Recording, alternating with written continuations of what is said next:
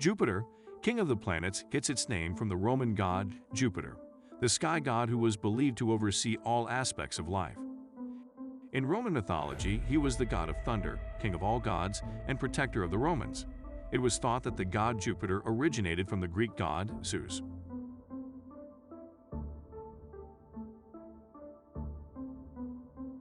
Jupiter is by far the biggest planet in our solar system.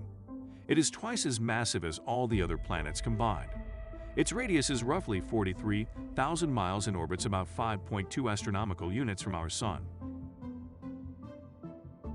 It has the shortest days in our solar system, fully rotating in only about 10 hours, and orbiting around the Sun in about 12 Earth years.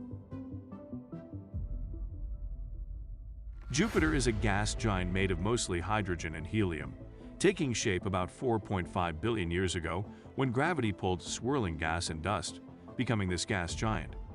Jupiter took most of the mass left over after the formation of the Sun, ending up with more than twice the combined material of the other bodies in the solar system. In fact, Jupiter has the same ingredients as a star, but it did not grow massive enough to ignite. The familiar stripes and swirls of Jupiter are actually cold, windy clouds of ammonia and water, floating in an atmosphere of hydrogen and helium. Jupiter's iconic Great Red Spot is a giant storm about twice the size of Earth that has raged for hundreds of years. Recent observations show that the storm is shrinking by about 100 kilometers per year. Jupiter does not have a true surface. It is mostly swirling gases and liquids. Since there is no firm surface, if you tried to stand on the planet, you would sink down and be crushed by the intense pressure inside the planet.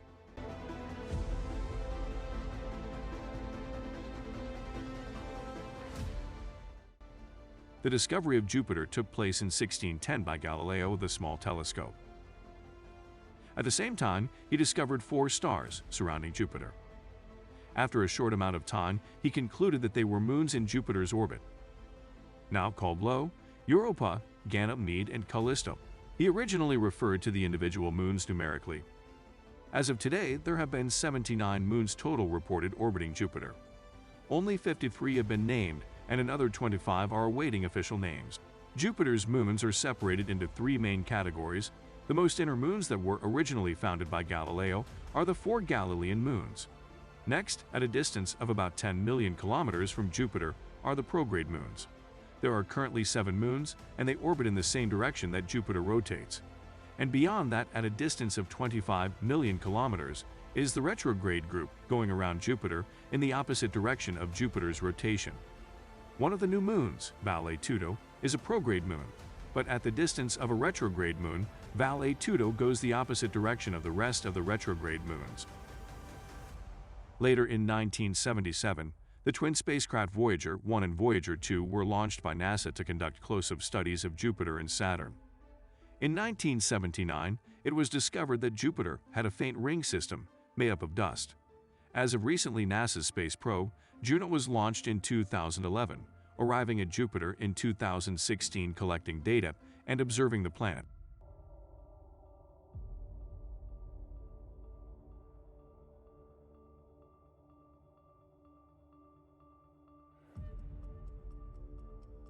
Early in the history of our solar system, Jupiter moved inward towards the Sun, almost to where Mars currently orbits now, and then back out to its current position.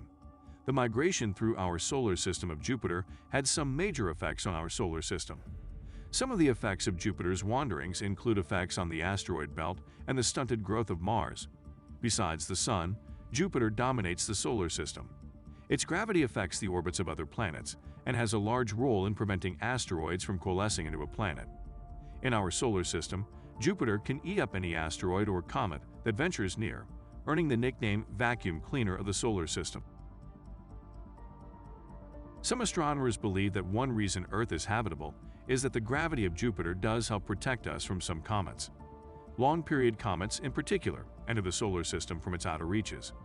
Jupiter's gravity is thought to sling most of these fast-moving ice balls out of the solar system before they can get close to Earth. So long-period comets are thought to strike Earth only on very long timescales of millions or tens of millions of years. Without Jupiter nearby, long-period comets would collide with our planet much more frequently. New research at Harvard University theorizes that Jupiter could have had a part in the extinction of dinosaurs 66 million years ago. As we know, the Chicxulub impactor was a plummeting asteroid or comet that left behind a crater off the coast of Mexico that spans 93 miles and goes 12 miles deep. Its devastating impact brought the reign of the dinosaurs to an abrupt end. According to this new theory, the devastation came not from a relatively nearby asteroid, but from a sort of long-distance comet that came from the edge of the solar system in an area known as the Oort cloud. The gravity from Jupiter pulled the comet into the solar system. At that point, it's said that Jupiter acted as a kind of pinball machine. Jupiter's gravity shot this incoming comet into an orbit that brought it very close to the Sun, whose tidal forces caused the comet to break apart. Some of the comet's fragments entered Earth's orbit, and one slammed into the coast of Mexico, causing the extinction of dinosaurs. There is still a lot to learn about Jupiter, because after all, these scenarios are still just theories, but they do help answer many of the growing questions about our solar system. And if they are true, we have a lot to thank Jupiter for.